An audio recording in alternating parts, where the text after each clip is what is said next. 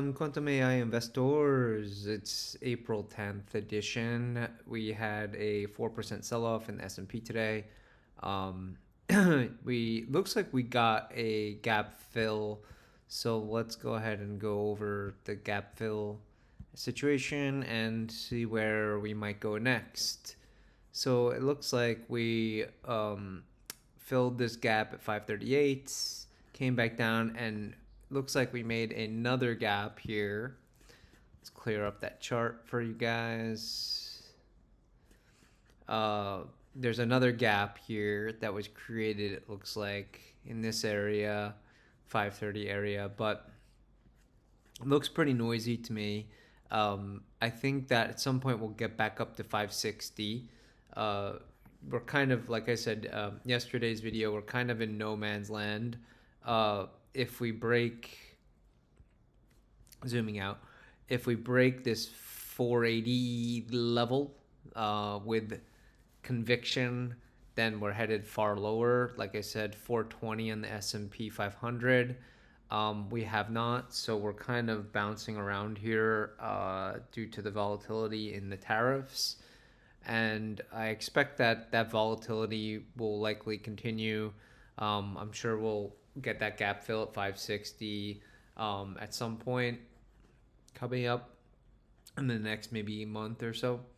And then at some point we'll retest this support line, and we'll see what happens when that is, if it holds or not in this fifth wave.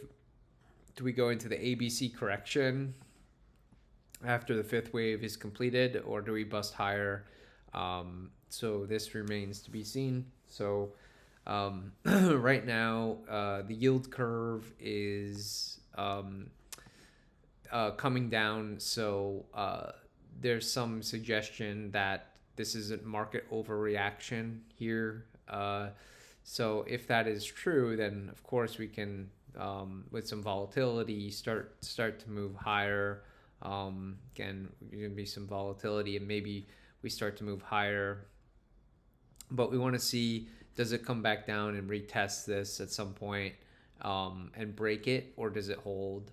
If it holds, that tells us, okay, we're really, on a bullish streak here. So we'll be reinvigorated when that holds. Otherwise, it looks like bearish pattern. Like I said, at some point this will break this support. So we're looking at that very carefully, that support, because there are these these gaps down here, 420 and so, that need to be filled. So we're watching those gaps very carefully, and we're watching the support line, because if the support line breaks, then that gap is highly likely to be filled at 420, if not even lower. I heard some forecasters were saying we're going to 300 on the SPY or thereabouts, so that would bring us back to 2019 levels in the SPY, which would be a big sell-off, roughly 50% sell-off from the top to the bottom. We haven't had a sell-off really like that in a very long time. In fact, if we go back to 08 here, it looks like that sell-off was about 50%. So that 08 sell-off was the worst sell-off since. So if we got that 50% decline, it would mirror what we saw in 2008. And the same thing, looks like the tech bubble was about 160 on SPY, went to 80 on SPY. So it looks like we'd have a similar pop, just like the tech bubble popped, or like 08 popped. We get a similar decline in the market. So we'd bottom out maybe around 50% lower. So that would take us to this level, which is right around 300 on the S&P. Of course, there'll be volatility in here. So I do expect a lot of volatility in between. It's not a straight line. So I think that it's going to be hard to trade. Like today, it was hard to trade because, you could have got out yesterday with that gap fill. But again, we're kind of in the middle range, so it's harder to say whether you should sell or buy, on that thing. But is what we saw in an earlier video was that this support held and started to climb a little bit. So that's an easy buy. Usually you only trade when you have a clear signal, and there was a clear signal there to buy in the short term. And then you could sell if in offload, like we said yesterday's video, offload, take some risk off, rebalance the portfolio yesterday, and then go from there. But if you're just a buy and hold investor, then buying at this low, you could just buy and hold forever and not worry about going to 420 or something, because of course the market will go up inevitably after this low is formed at 420, or maybe it goes to 300. Who knows how low it would go? But whatever the case may be, there's likely to be a period of consolidation here, and then it'll move higher inevitably, because the S&P always moves higher over time. So as long as you got time on your side, you can ride out the volatility. It's just a matter of, when would you like to buy your stocks? Of course, you'd like to buy them when they're cheap. And they're not cheap right now. They're not cheap right now. So, we even see here that, the S&P 500 yield here, the dividend yield is only 1.31%, whereas historically the dividend yield is somewhere around 3 to 4%. So it would imply a 50% decline, which would give the yield historically the mean average or median average of the yield on the S&P is roughly a 50% decline from here. So or like a double in the yield, so a 2 to 3% yield. It would not be crazy to think about in terms of the SPY. So there's a SPY. Apple got some news too. It looks like it's holding in this channel here. So yeah, their news was not so great because they're stuck in China and India, and they're raising the tariffs in China.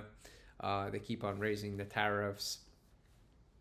So Apple might be in trouble because of that. They're very heavily centric in China with Foxconn, who builds most of the cell phones and other items that Apple sells. And the grand plan of the Trump administration is to have Americans build those cell phones. I don't see how that's going to help Americans. That they need high-paying jobs and not low-paying jobs where you're just doing small like assembly line type of jobs. While it's important to be employed, earning minimum wage just widens the gap between the innovation and growth, and actually doing something good for our society and economy. So I think that there's Apple's got a lot to lose here. If this support line breaks, Apple's headed straight down to 90. As I said, there's going to be a huge sell-off in Apple, and at that point, once it hits 90, I think it's a solid buy, or 83 in the long run. But I'm waiting to see, does this hold here, or does it break to the downside even further? If it breaks to the downside, the bearish call will be verified, and we just wait in T-bills until it gets to 80 or 90, and then buy it on the cheap, because Apple, we know, is not going to go bankrupt or under.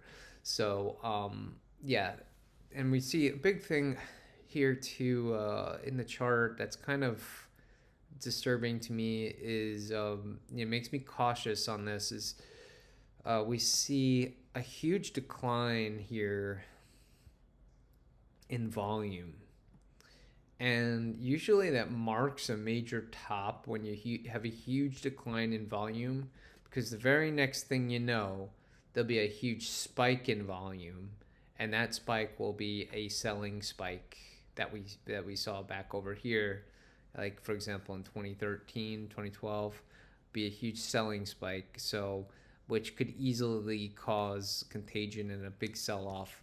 in a stock like Apple, because everybody has Apple in their portfolios.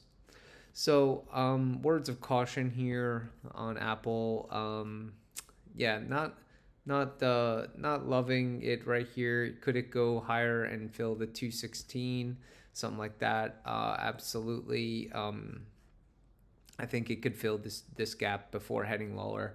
So I'm watching this very closely, 216 level in Apple, and I think we'll get the gap fill. That's my personal opinion. We'll get the gap fill, and then we'll go through some volatility, and then we'll head lower. But it's anyone's guess if we'll get that gap fill, and when we'll get it. So we're just in a wait and see approach right now. All right, so that was today's update, April 10th.